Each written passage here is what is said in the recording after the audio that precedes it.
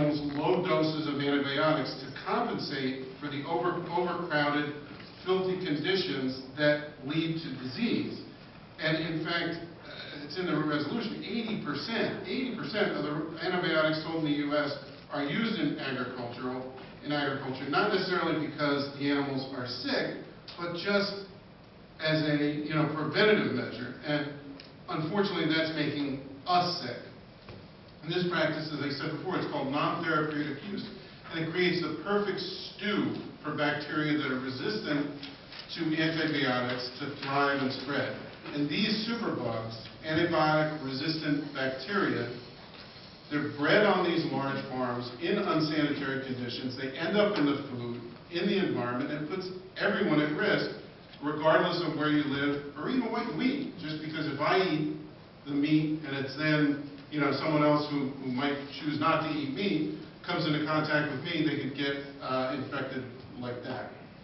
Now, in general, just like us, sick farm animals respond well to antibiotic treatment, but they shouldn't take it in small doses as a preventative measure. Antibiotics should not be administered on farms in this way. They should only be administered to cure infections in animals that are diseased. And rather than administering non-therapeutic doses of antibiotics to prevent those illnesses, farms should make an effort to improve the cleanliness and sanitary conditions of their facilities. Now, in an effort to combat flagging sales and court more health-conscious eaters, McDonald's, of all companies, recently announced plans to require its chicken suppliers to stop feeding the birds antibiotics that are used to combat human infections by March 2017. Other poultry purveyors such as Costco and Chick-fil-A have also publicized strategies to eventually phase out the unnecessary use of some antibiotics. And McDonald's specifically is such a huge presence in the marketplace that that single move can actually impact the entire market and wipe out this practice. Now, locally, I'll mention, there is a meat producer that is showing that this can be done.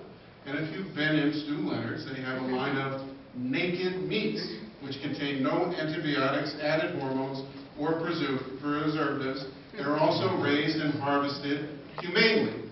And Mr. Hempstead did not pay me at all for that party political broadcast. Bottom line, I think this is kind of a sort of grassroots effort, and with McDonald's, with Stu Leonard's, voting with your pocketbook has an effect. And if McDonald's feels this and makes a move, the entire industry will follow, and I think we'll all be better off as a result of that. Thank you very much.